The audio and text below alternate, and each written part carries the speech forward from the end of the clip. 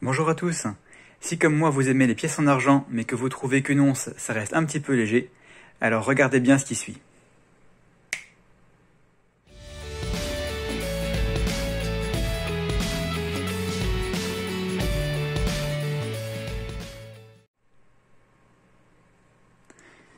Si vous avez l'habitude de suivre mes vidéos, vous savez que j'ai une légère préférence pour les pièces par rapport aux lingots.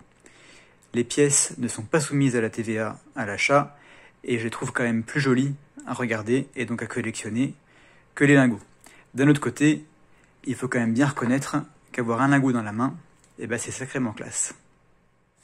Aujourd'hui, je vais vous présenter ce qui, à mon sens, combine tous les avantages des pièces et tous les avantages du lingot. Vous l'avez aperçu en introduction, il s'agit de la pièce qui pèse 1 kg. Alors celle-ci vient d'Australie, mais il n'y a pas que l'Australie qui frappe des pièces d'1 kg. Vous voyez celle-ci en argent 4,9, 1 kg. C'est un koala de 2020. Je vais vous mettre son petit frère à côté pour que vous voyez la différence de taille. C'est quand même extrêmement conséquent. Et là où c'est le plus impressionnant, c'est sur la tranche. Là, il n'y a pas de problème, ça fait bien 1 kg. Aujourd'hui, on va comparer ces deux pièces entre elles. Et on commence par le côté esthétique. Alors, les deux sont très belles.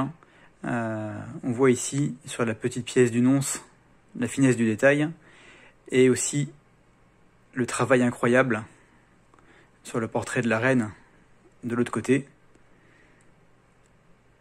Les reflets sont juste magnifiques. Quand on prend la grande pièce, on s'aperçoit forcément, comme elle est très grande, les détails paraissent un petit peu moins fins, notamment sur la branche du koala. Je dois avouer que j'aime un tout petit peu moins. Et de l'autre côté, bon là par contre ça reste magnifique. Le travail sur le portrait est toujours incroyable. Néanmoins, on doit accorder la victoire sur ce point à la petite pièce, qui de par sa taille, fait mieux ressortir, je trouve, la finesse de la frappe.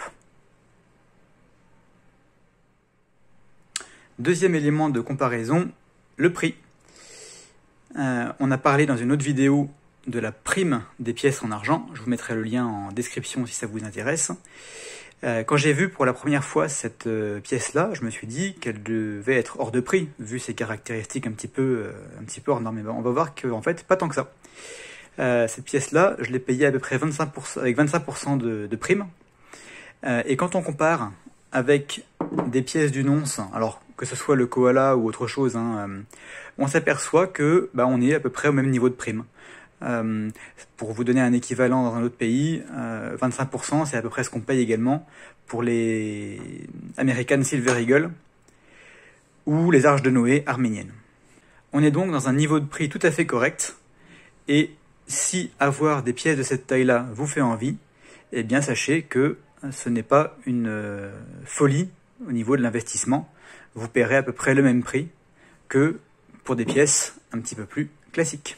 Sur le prix, j'accorde quand même le point aux petites pièces d'une once, parce que en fonction des promotions des différents revendeurs, vous arriverez à vous procurer des pièces d'une once, alors pas forcément des koalas, mais des philharmoniques de Vienne par exemple, ou des kangourous australiens. Vous arriverez à vous les procurer nettement en dessous de 25% de prime, alors que celle-ci, je ne l'ai jamais vue en dessous de 25%. Dernier critère pour notre classement, le plus subjectif mais aussi le plus amusant, c'est la tête que vont faire les gens à qui vous montrerez votre collection. Alors bien sûr, le koala fait toujours son petit effet en version 1 once, parce que c'est vraiment une très jolie pièce, mais j'aime autant vous dire, pour l'avoir testé, que celle-ci offre de bien meilleurs résultats. L'écart est tel qu'on peut accorder 2 points à la pièce d'1 kg sur ce troisième élément de classement. Et voilà, c'est l'heure du choix.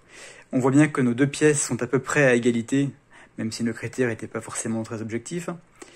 En revanche, ce qu'il faut prendre en considération, c'est la fractionnabilité, je ne sais même pas si le mot existe, de votre investissement. Si vous voulez acheter 5 kg d'argent, alors vous pouvez avoir 5 pièces de 1 kg, il n'y a aucun problème, vous pourrez toujours en revendre une.